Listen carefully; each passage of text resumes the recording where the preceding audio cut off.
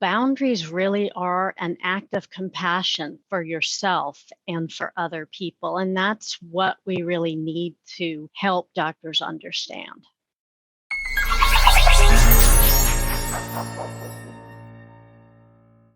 Hello, everyone, and welcome to Doc Working, the Whole Physician Podcast. We are so thrilled you're here. And I'm really excited for today's topic because we're talking about something that a lot of physicians know they'd like to get better at, boundaries. But a lot of times physician clients will say, okay, I'm supposed to get better at boundaries, but how exactly do I do that? And what are some examples of that? And so I brought in one of the experts. She is a colleague, a fellow coach, and also she's a board certified pediatric orthopedic surgeon. She's had all kinds of leadership positions throughout her career. And now she owns a company called Medical Minds Consulting, where she helps coach physicians to their best life. She's also one of the leaders in our Thrive community for physicians and helps manage our online community there.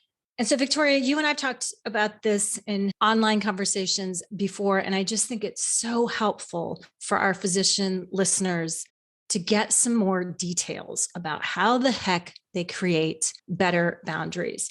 So I love some of the ways that you did that during the years that you were practicing full time. What did you find was one of the best things that you did that made a difference in terms of helping you have a boundary that was needed? Thanks, Jill. I'm thrilled to be here. Thanks for having me. Well, first, what I'd like to say is that boundaries need reinforcements. Just like with a toddler, you have to keep setting that boundary when it keeps being violated, or no one will respect it. And sometimes it's hard because you can feel like you're being mean setting a boundary.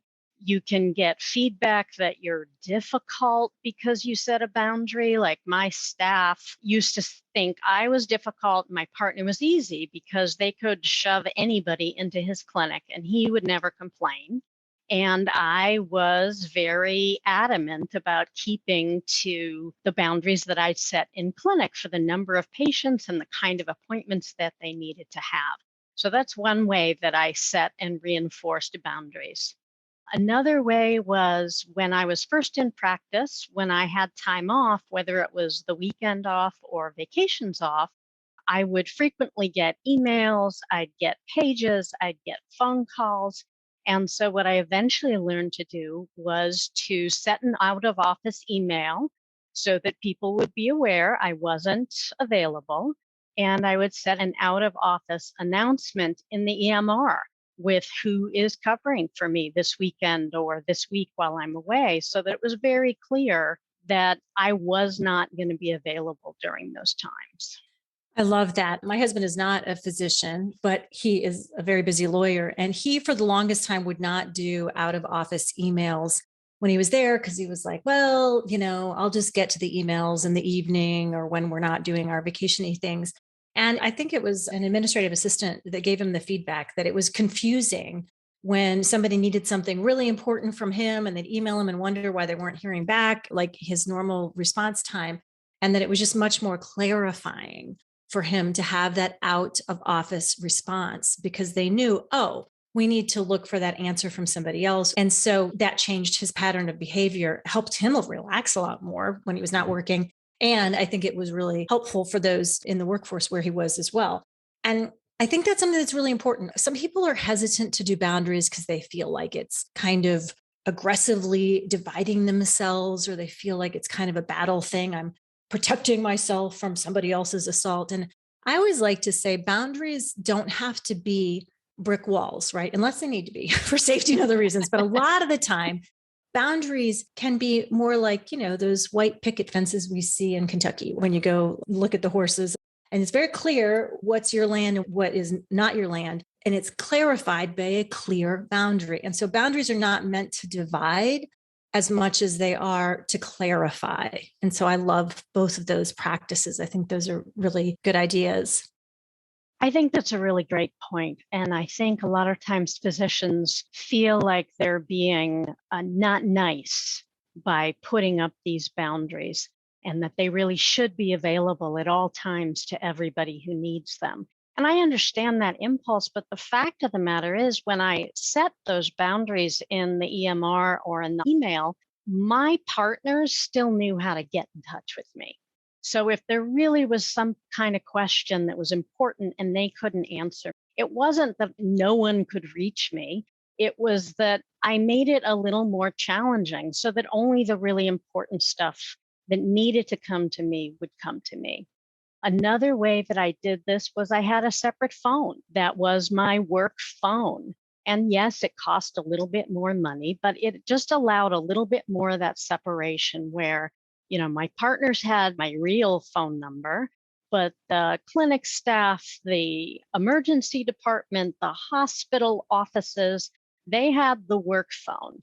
And so that allowed me when I went on vacation to leave the work phone at home. Again, I have my personal phone with me. People can absolutely reach me if it's an emergency, but I just made it a little bit harder by having that boundary. And then on weekends when I was off, same thing. The work phone stays in the car. I'm still available on the personal, but there's a separation. And the other thing that that does is I know for a lot of physicians, okay, you're off. The ER knows you're off, and yet you're getting a phone call. And so there's this terrible guilt feeling if you don't answer it. Well, if the phone's in the car, I can't hear it. I don't know that it's happening. So I can go about my life. And again, if someone really needs to get in touch with me, that is still available. Yeah, that's perfect because that's often what I hear from people is that if you don't put things in place like what you've talked about, then it requires superhuman resolve on your part to ignore it or to not have an emotional response to the fact that somebody is trying to get there. Then I think it's just a good reminder for you that you need to take a step to just make that boundary clearer for your own peace of mind as well. And I had an example that came up with a physician client recently that will probably sound familiar to you as well, but a surgeon.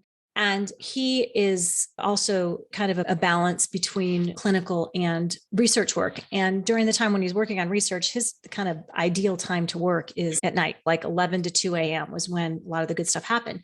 And so the next morning, a lot of times after he would do that work, there was just a pattern where the overnight fellow resident would check in at like 6 a.m., not because of an emergency, but just to kind of update him because that's when they had the time to do it. And the previous person in that position was a very early riser and kind of liked to hear that information right, as he was finishing his workout.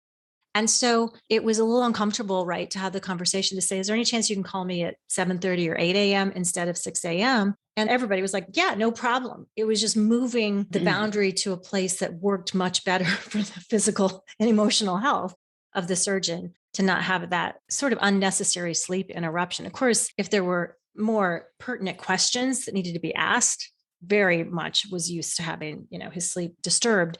But when it was just like, oh, I'm just checking in, it was like, does this really have to happen at this time of the day? Yeah, I think that's often the question for physicians. Does this really have to happen right now? And I love the way he set up that boundary for two reasons. One, it made the situation work better for him. But the other thing he's doing is he's modeling for fellows and students that it is okay to change what's always been done so that it serves you better, so that you can be more effective in the work that you do and in how you need to organize your life. The other thing it kind of reminds me of is we've spoken very frequently about, taking a pause between a stimulus that comes in and you take a pause so that you can respond rather than react.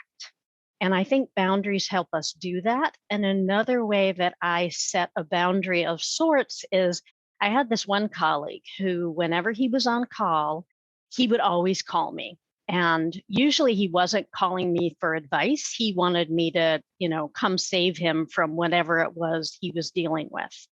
And what I did with him is I put his name into my phone as don't and his last name, so that when he would call, instead of automatically answering it, I would take a pause like, am I able to be available as my best self right now? Or do I need to let this just go to voicemail and then check and see what the problem is?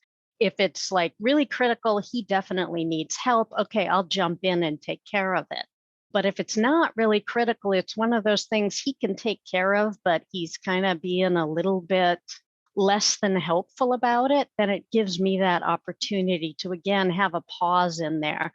So I'm not, leaving being out to dinner with friends to go into the emergency room when I'm not on call.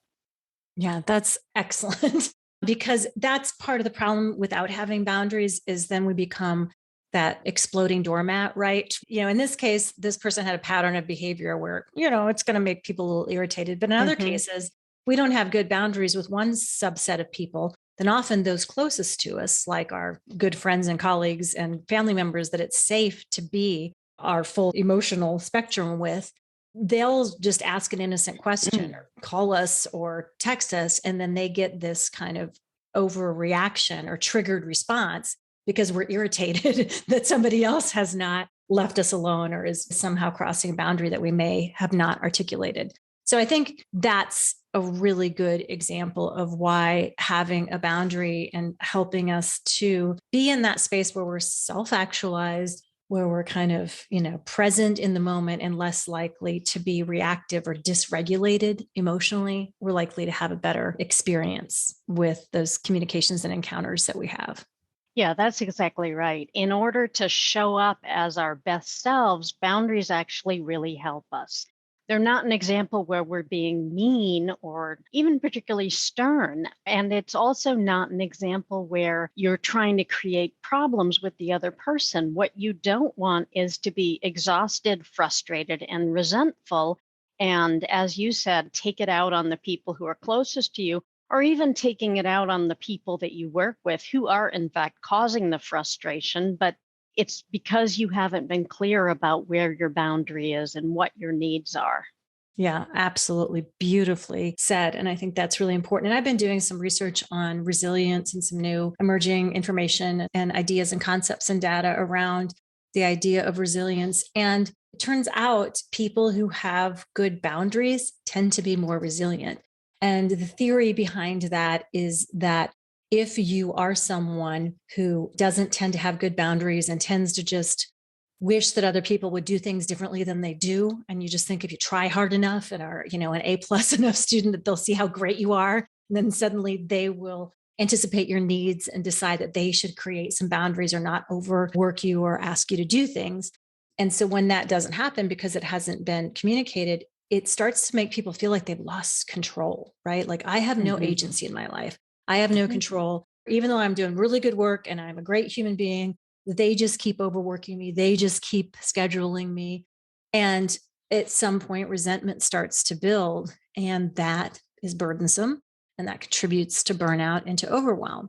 And so to understand, for my long-term ability to answer this calling as a physician to do really great work and serve in the world, boundaries help me do that more because it helps me to not feel so overwhelmed and to hold on to some of that agency. Yeah, I think that's absolutely true. Boundaries really are an act of compassion for yourself and for other people. And that's what we really need to help doctors understand. So much great information. I hope you guys bookmark this one and come back and listen to it when you find yourself feeling overwhelmed or like there aren't clear boundaries. Dr. Victoria Silas, surgeon coach, you gave us so many good examples.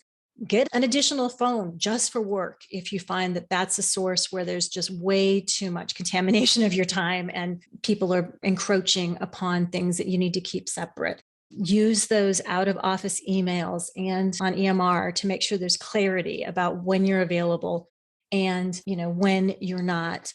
So many other just great suggestions in this conversation. So I really appreciate you taking the time to talk with us about it. Well, it's been my pleasure to talk with you as always. Victoria and myself are around having these kind of conversations with physicians just like you all the time in our Doc Working Thrive physician community, where she and I help facilitate group coaching. We have online community connections. We have courses with great information on leadership and communication. So we really hope that you'll go to docworking.com and check out our Thrive community. As always, it is great that you guys are with us here today, and we look forward to seeing you next time on Doc Working, the Whole Physician Podcast.